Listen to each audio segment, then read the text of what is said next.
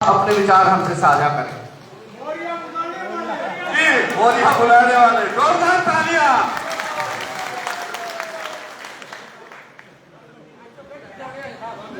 राम राम भाइयों, आज इस संविधान बचाओ इस कार्यक्रम में आप सब लोग पधारे हैं, सब साथी लोग। मैं आप सबका हृदय से स्वागत और अभिनंदन करता हूं। और इस प्रोग्राम की मुख्य आयोजकर्ता हमारे ओलंपियन ओजस्वी नेता पूर्व विधायक कृष्णा पुनिया जी, आदरणीय कमला कृष्णा जी, और हमारे बहुत ही वरिष्ठ साथी विधायक तो पहली बार बने हैं, लेकिन ये बिल्कुल सरपंच से उठ करके और आज तक के जीवन में संघर्ष किया, चाहे प्रधान के रूप में किया, चाहे किसी और के रूप में किया, लेकिन इन्होंने अपना संघर्ष जारी रखा। उसका नतीजा आज ये है कि हमारे बीच में एक एमएलए के रूप में बैठे भाई तुषाराम जी बोला, भाई मनोज जी हमारे बहुत प्रिय साथी हैं। इनके पिताजी थे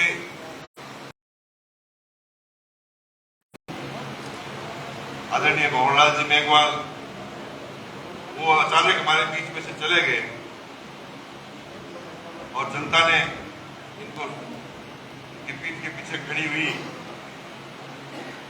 और एक विधायक के रूप में दूसरी बार चुने गए भाई मनोज मेघवाल जी, आदरणीय यशपाल जी, अध्यक्ष बीकानेर, और साजिद अली जी जो हमारे यहाँ के इंचार्ज हैं, भाई आसिफ यूथ कांग्रेस के अध्यक्ष हैं, हमारे ब्लॉक अध्यक्ष सीताराम जी और अशोक जी, और शहर के हुसैनी जी, और संगठन के हमारे पूर्व चेयरमैन रजिया जी स्टेज पे बैठे हैं, हमारे सारे वरिष्ठ साथी।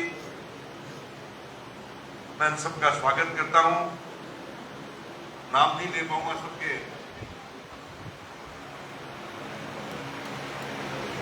अभी जब मैं यहां आया तो मैंने देखा कि मेरे सारे पुराने साथी मुझे आज मिल गए और मुझे बहुत खुशी हुई, मुझे बहुत प्रसन्नता हुई। और ये कह रहे थे कि दिल्ली से चला, जयपुर आया, जयपुर से आया। कृष्णा जी, मेरी तो सारी थकान इन सबको देख करके मिल करके दूर हो गई।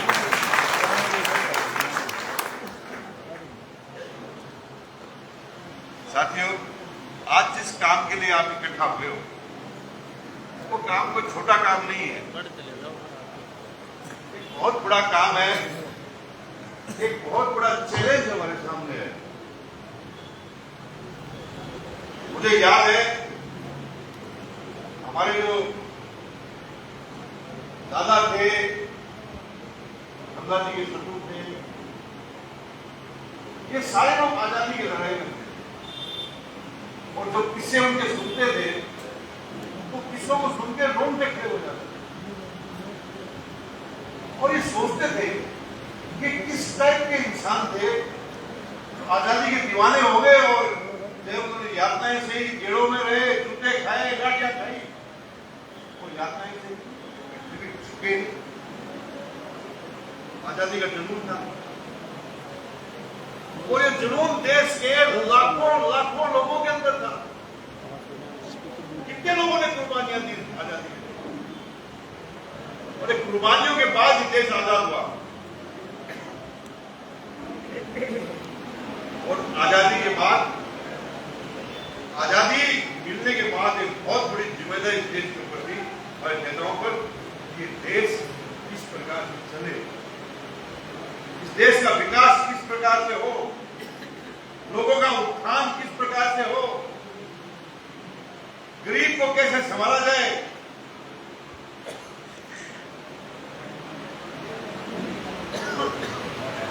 ये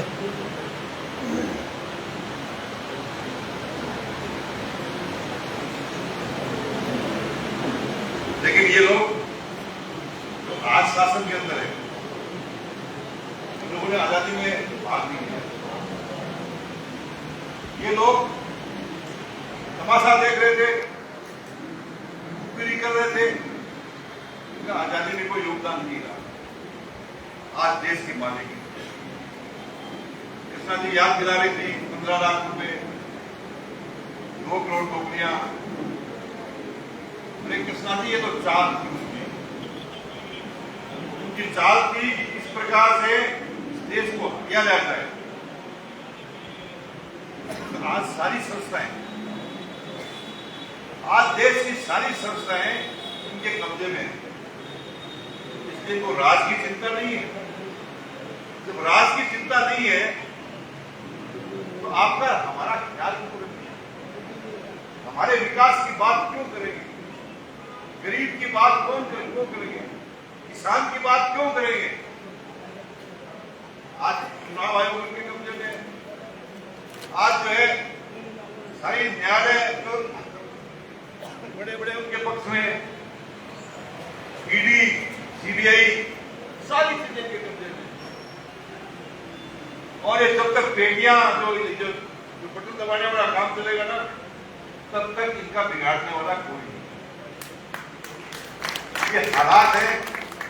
आज इस हालात के अंदर कांग्रेस ये महसूस कर रही है कि ये लोग इस देश को इस दिशा में ले जाना चाहते हैं,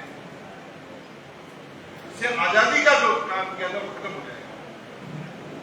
आज गरीब के उत्थान की बात, आज संविधान बना हमारा, संविधान सबको साथ लेके चलता है, गरीब के लिए काम करता है। आज उससे हमारा देश चल रहा है, लेकिन ये बदलना चाहते हैं इसको। चुनाव में 400 पार का नारा दिया और 400 पार का नारा दिया। देश की जनता ने समझा कि तो 20-30 सीटें जो है नकली पड़े से जीत ली, चोरी करके जीत ली, जबरदस्ती हरा दिया हमारे लोगों को, किसी को 500 वोटों से, किसी को 1000 वोटों से, और ये सरकार इनकी बच गई। साथियों, आज देश के ऊपर बड़ा खतरा है और इस खतरे के लिए संघर्ष हम सबको करना पड़ेगा। तो आने वाली पीढ़ी में क्या जवाब देंगे? हम क्या जवाब देंगे आने वाली पीढ़ी को? कैसा भारत आपको मिला था और कैसा भारत आप छोड़ के जा रहे हो? आज बाबा साहेब ने जो संविधान बनाया, आज उनकी नजर सबसे बड़ी नजर है दलितों पर। आज इस दलित को इतना लाभ क्यों मिल रहा है? इस संविधान में उनको इतना प्रोटेक्शन क्यों है? ये सारी चीजें उनके दिमाग में बदलना चाहते हैं, लेकिन देश की जनता सावधान है, कांग्रेस सावधान है, संघर्ष के लिए तैयार है। जो भी संघर्ष करना पड़ेगा हम संघर्ष करेंगे। आज डबल इंजन की सरकार बताते हैं, मैं तो ये कहता हूं डबल इंजन की सरकार नहीं होकर के डबल जीरो की सरकार है। डबल जीरो की सरकार है। आज हिंदुस्तान के अंदर जिस प्रकार से वातावरण बना हुआ है, ये चोरी, बेईमानी, ठगी का वातावरण है। चुनाव कैसे जीता जाए इसके ऊपर से प्रभाव पड़ता है। आपने हरियाणा में देखा, आपने महाराष्ट्र में देखा कि किस प्रकार से चुनाव जीता गया। पूरे बिहार देख लिया। ये वोटर लिस्ट के माध्यम से गरीब के वोट काटना चाहती है, जो उनके समर्थक नहीं है उनके वोट काटना चाहती है और वोट काट करके चुनाव जीतना चाहती है। उनके लिए चुनाव ही एक बड़ा मकसद है। इसलिए हमारे सामने बड़ा चैलेंज है। इस चैलेंज को स्वीकार करना पड़ेगा और एकजुट रहना पड़ेगा। कमला जी कह रही थी कि संगठन में बहुत ताकत है। संगठन ही एक ऐसी चीज है जिससे बड़ी से बड़ी लड़ाई जीत सकते हैं, बड़ी से बड़ी लड़ाई जीत सकते हैं। आपने देखा होगा पिछले विधानसभा के चुनाव में किस प्रकार से जो है लोगों ने चुनाव लड़ा, किस प्रकार से एकता दिखाई, किस प्रकार से संघर्ष किया। मैं धन्यवाद देना चाहता हूं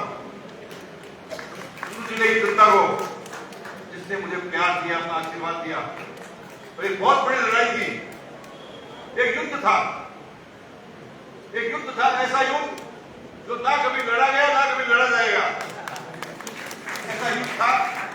ऐसे युद्ध में किसी ने आकर के, किसी ने घर बैठे हुए अपना आशीर्वाद दिया, और मैं तारानगर विधानसभा क्षेत्र की जनता को कभी भूल नहीं सकता, जिसमें आपके 50 गांव आते हैं राजगढ़ के, जिन्होंने पूरी ताकत से मुझे आशीर्वाद दिया, पूरी ताकत से मुझे सहयोग दिया।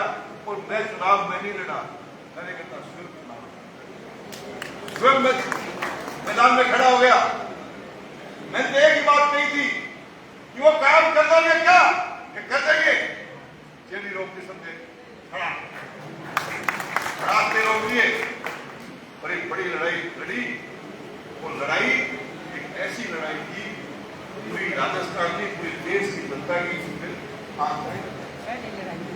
इसलिए मैं इस मौके के ऊपर उन साथियों को धन्यवाद देना चाहता हूं, जिन्होंने मुझे अपना साथ और प्यार और मार दिया, वो कामयाब हुए।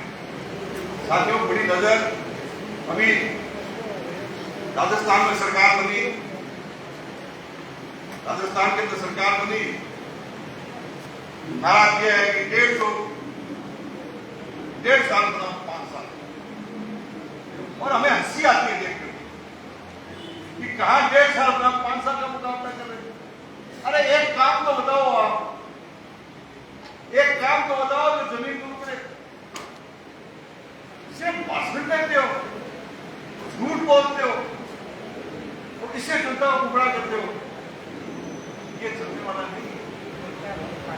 आज जितने भी काम हुए वो कांग्रेस के राज में हुए, आज जितने भी डेवलपमेंट के काम हुए कांग्रेस के राज में हुए, आज गरीब के जितना कल्याण का काम हुए वो कांग्रेस के राज में हुए।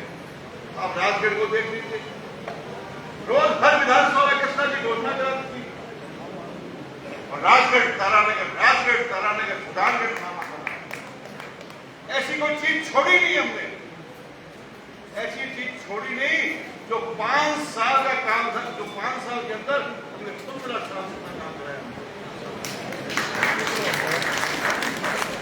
15 साल इतना काम कराया।